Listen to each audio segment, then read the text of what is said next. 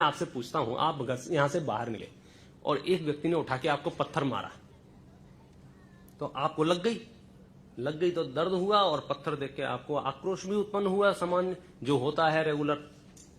तो आपने थोड़ा सा डबल क्रोध करने की कोशिश, प्लानिंग से उस पत्थर को उठा के सोचा कि मैं मारूंगा इसको।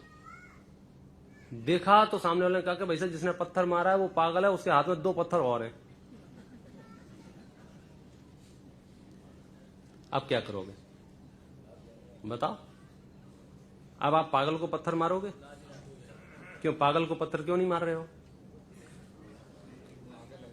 क्योंकि पागल हमको निर्दोष दिखता है, बेचारा क्या करे, उसकी वायरिंग, उसकी शरीर का डिसऑर्डर, उसकी मानसिक स्थिति, आप समझे? तो वो जो क्रोध का पात्र था वो दया का पात्र हो गया।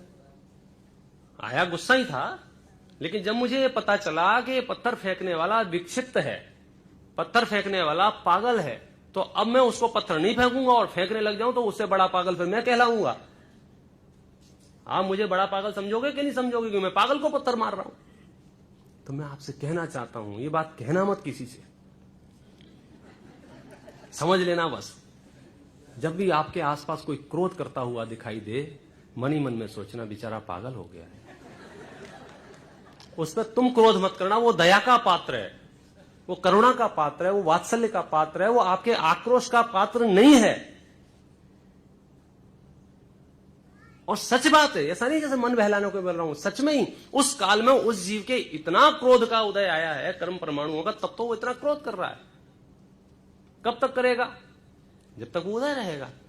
वो पागल जो दुर्व्यवहार कर रहा है वो कब तक? जब तक उसका इलाज नहीं हो जाता है तब तक। वायरिंग ठीक हुई तो वो सॉरी बोले, गलती हुई 2 घंटे बाद आ जाता है, नहीं मैंने ज्यादा कह दिया तो माफ करना।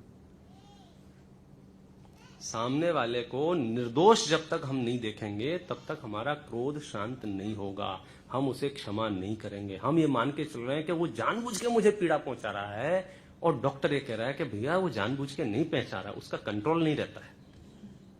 तो सामने वाले जो दुर्व्यवहार कर रहे हैं, सामने वाले ने जो धन छीना है, सामने वाले ने जो संपत्ति छीनी है, सामने वाले ने जो छल किया है, वो बेचारा बीमार है, डिसऑर्डर है।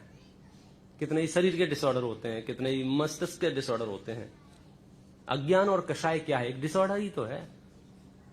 तो उसके प्रति तो करुणा, दया, वात्सल्य और प्रीति का भाव होता है ज्ञानियों को।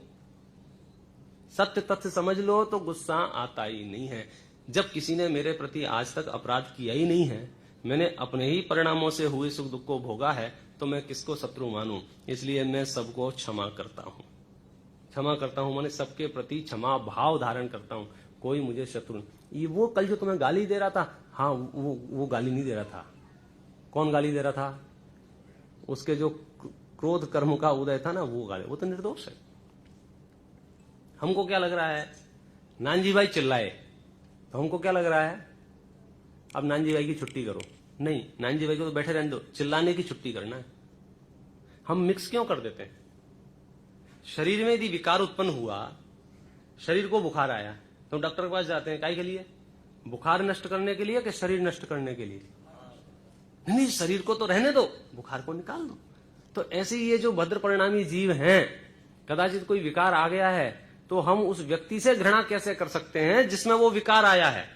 विकार अलग है, व्यक्ति अलग है। व्यक्ति को तो रखना है, विकार को निकालना है। अब हो सकता है वो 2 दिन में निकले, 4 दिन में निकले, 6 महीने में निकले, हो सकता है पूरे जीवन भर ना निकले, तो भी हमें शरीर से द्वेष नहीं होता है। शरीर में उत्पन्न हुए रोग से द्वेष होता है। तो तुम्हें घृणा करनी हो तो विकारों से करो, जिसमें विकार उत्पन्न हुआ है उससे नहीं। वो तो मेरा अपना साधर्मी है, क्योंकि साधर्मी नहीं होता तो इतना बोलता ही नहीं। कौन किससे बोलता है भाई साहब? रोड पे हजारों जीव घूम रहे हैं, अपने अपने मगन है। किसी ने तुम्हारे साथ इंटरफेयर किया है, माने थोड़ा बहुत तो अनुराग होगा ना पूर्व में, उस अनुराग का फल भोगना ही पड़ेगा आपको। और कर लो, राग किसने कही थी राग करने की? अब भोग तो, लेकिन ये तब तक नहीं जब तक हम उसको निर्दोष ना समझें। तो आज का मतलब संक्षिप्तीकरण यही है, पूरे विश्व में आज तक किसी भी जीव ने मुझे किसी भी प्रकार का सुख दुख नहीं दिया है, ना दे रहा है, ना भविष्य में देगा। सच बात यह है, कोई दे नहीं सकता है। इसलिए मैं सबके प्रति क्षमा भाव धारण करता हूं और मेरे भी कोई मोक्ष पोक्ष में नहीं बैठा हूं, मेरे भी कोई बहुत ऊंचे गुण स्थान नहीं है, निचली भूमिका है। मुझसे भी समय समय पर अनेक विकार हुए हैं, अनेक अपराध हुए हैं। उन समस्त विकारों के लिए, समस्त अपराधों के लिए मैं क्षमा मांगता हूं। शॉर्टकट ये है, याद कर करके उसको उस दिन गाली सुनाई थी, आज हिम्मत करके उसको फोन लगा देना और बोल देना, भैया मैं उस समय पागल हो गया था, आप समझ गए, मेरी वायरिंग खराब हो गई थी, मस्तिष्क ढीला, स्क्रू ढीला हो गया था, इसलिए मैंने इतना कह दिया, मुझे माफ कर। इतना सा काम है क्षमा वाणी में। और इतना सा नहीं करेंगे तो 2 साल बाद, 5 साल बाद फिर पता चल रहा है तुम ध्यान कर रहे हो, वो स्यालनी बन के पैर खा रहा है।